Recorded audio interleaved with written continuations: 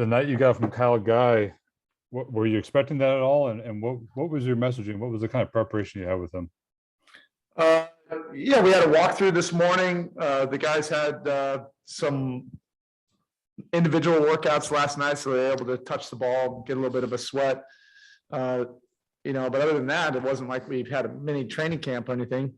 The good thing about it is these guys are coming off of their, G League season. So they're in shape, they're in rhythm. They've logged big minutes and they're ready to go. I didn't know what to expect. That's the thing about this. You just want to be open-minded to it. We kind of had a shell of an idea of what the rotation would be, and we'd go deeper if necessary. But all the new guys that played tonight, really just did a great job of impacting the game. And Kyle obviously came in there and was a spark, right away, just knocking down some shots and getting in the paint, making some nice dishes. Even was pretty pesky, on the defensive end.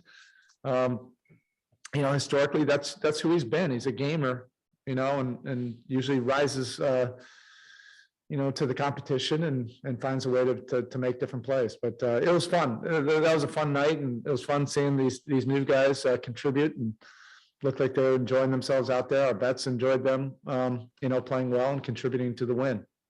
And then, there's different circumstances than Washington the other night, but Houston again made that fourth quarter push, and you called that a good teaching point.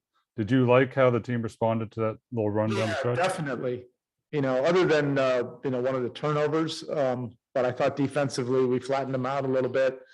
We defended the 3-point line better, and that's make or miss. They could make some of those shots, but we were there. At least that was different. It didn't feel like they were wide open threes. At least in the last 3 minutes. So we had to find a different solution, for this game. And these are, important moments, for our team and different guys having to step up. Appreciate it. Thank you. Right up next, Anthony Chiang, Miami Herald. Go ahead. Hey, Spo, we talked about it a few games ago, but the way Jimmy kind of changes the offense here, you guys have been obviously taking more threes because the free throw numbers up and down, but then I guess to the free throw 11 times, the pressure he puts on the rim. Just how much of the offense kind of changes just when he's leading the way out there with Kyle? Yeah, but maybe, some of the menu changes, but, the overall philosophy is still the same, or at least very similar. Having that paint attack, having that immediate threat, to the paint, to the rim, and a guy that can get to the free throw line is super unique. So you can activate into your fourth quarter offense at any point during the game. But I thought the ball really moved well, and a lot of guys felt like they were involved as well. So that's always, a balance that you're trying to strike. But overall, I think the paint attacks and the open threes, it was a pretty good balance tonight. How much was Mario lobbying to get in tonight? And I guess what's the process going to be like just to get him ready for NBA minutes? He hasn't played, in the league in 4 years. Yeah, we're kind of going and figuring this out, minute by minute. So we'll have an opportunity, either here or in SAC to be able to get into the gym, tomorrow. I'm just open-minded to all of this. I mean, we're really just talking about a series of events that just happened in the last 48 hours. I would have liked to have gotten him in tonight. I know he really was, itching to get in there. He's a competitor. Of course, he'd want to get out there. It didn't happen tonight, but, very well could, at some point on this road trip. Thank you. All right, up next, Ira Winderman. Go ahead. Erik, you always tell us you have enough because that's what coaches always say. But just what about the guile of the five guys who were here, who you had to rely on so much, play them as a group to come together, that quintet, and get it done when so many of their other teammates weren't here? Yeah, it was fun. I think the guys that have been with us all year really enjoyed it. And our guys are pros too, right? They're very welcoming. Our vets, make you feel at home very quickly. And that started in the team meeting, this morning. Jimmy coming in and shaking everybody's hand and introducing them to the Heat culture, having dialogue in the walkthrough, and then Kyle getting here tonight. I've mentioned this before. He just has such a beautiful way of infusing confidence in guys. He's constantly communicating. Communication usually breeds confidence. He's encouraging guys. He wants them to play and be aggressive. He's literally not ever even considering what his stat line looks like. He just wants to make guys comfortable so they can contribute and help us win.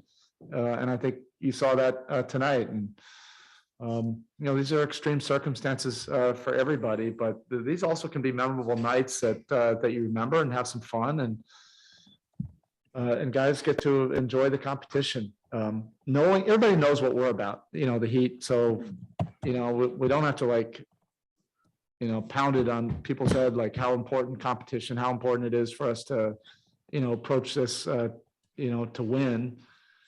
The new guys are familiar enough of what we're about. So, they just wanted to help and make sure we got the W at the end of the night. Thanks, Eric. All right, TD, you can take over in the room. You kind of touched on this a little bit. How challenging was it for you as a coach to piece things together this week with so many guys out?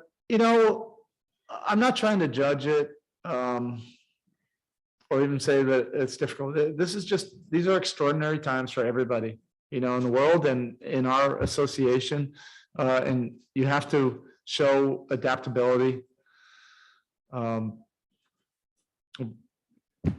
And flexibility virtually every day. And you try to find solutions. And then amidst all of this, we're still able to keep the business going, still able to compete, still able to do what we love,